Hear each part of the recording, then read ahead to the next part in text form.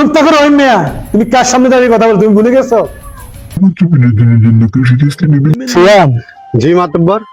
এলাকার শালিশ দরবার মসজিদের সভাপতির দায়িত্ব, সাহায্য সহযোগিতা গরিব গুনাদের প্রতিষ্ঠা হয়ে গেছে, আর ভালো লাগে না। মাতব্বর সাহেব, আপনি তো সুদখোর। হারাম দাদা, আমার খাই আমার ভয়, আমাকে শুট করে হাত।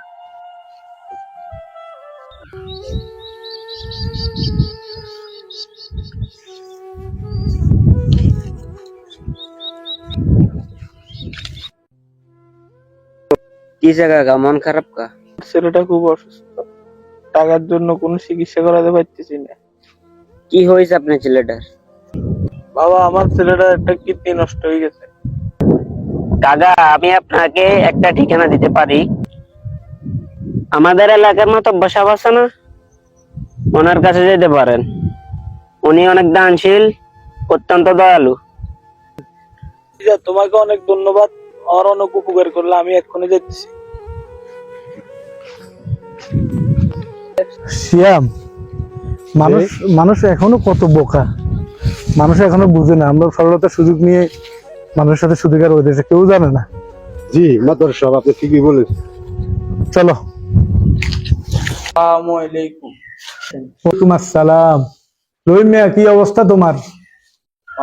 মাদুর সাহেব, ভালো নাই। কি হয়েছে তোমার?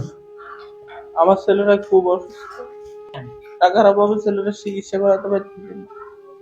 মাদুর সাহেব, আমি শুনেছি আপনি মানুষকে অনেক সাহায্য সহযোগিতা করেন। এই তো সুযোগ, দেখি কি করা যায়। আচ্ছা রহিম মিয়া, তোমার কত টাকা লাগবে? মাদুর সাহেব, আমার 50,000 টাকা লাগবে। আচ্ছা রহিম মিয়া, তুমি কি জানো আমি মানুষকে টাকা পয়সা কেমনে দেই? জানি জানি তো মাদুর সাহেব, আপনি মানুষকে সাহায্য সহযোগিতা করেন। না, তুমি সবকিছু জানো না।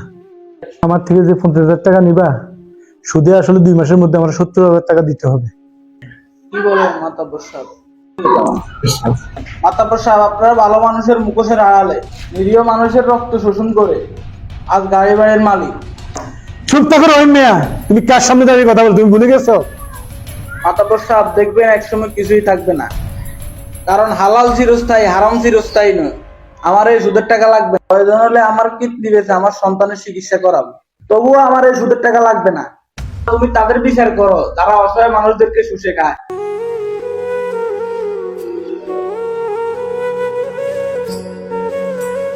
আরে যা যা, কত দেখছি এরকম, শেষমেশ আমার কাছে তোর আবার আশা লাগবে।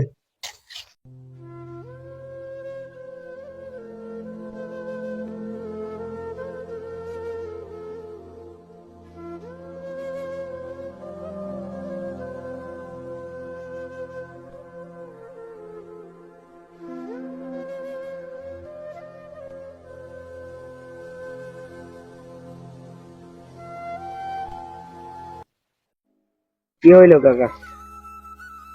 বাবা, তোমার কথা মাদুর সাহেবের কাছে গেছি, মাদুর সাহেব তো সুদের কাজ করে। বলেন কাকা, তাহলে তারা ভালো মানুষের মুখোশের আড়ালে এসব কাজ করে? চলেন চাচা, আজকে মাতব্বরের খবর আছে।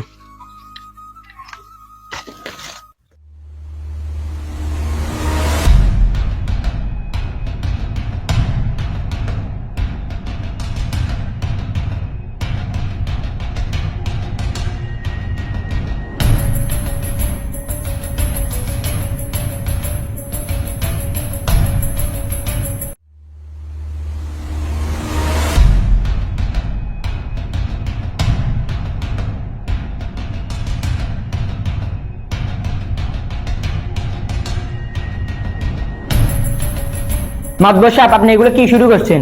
ভালো মানুষের মুখোশ ধরে সুদের কারবার করছেন, নিরীহ মানুষদের রক্ত শুষে খাচ্ছেন। তোরা এসে কি বলস? উনি এলাকার মাতব্বর, সম্মানী ব্যক্তি। এ বেটা, তুই কে রে বেটা? সামসার গোষ্ঠী কিনে যা। আর করবি না সুদের কারবার? না না বাবা বাবা বাবা, আমার ছেড়ে যেতে হবে, আমি আর সুদের কারবার করবো না। আমি আর জীবনে সুদের কারবার করবো না। কথাটা যেহেতু মনে থাকে,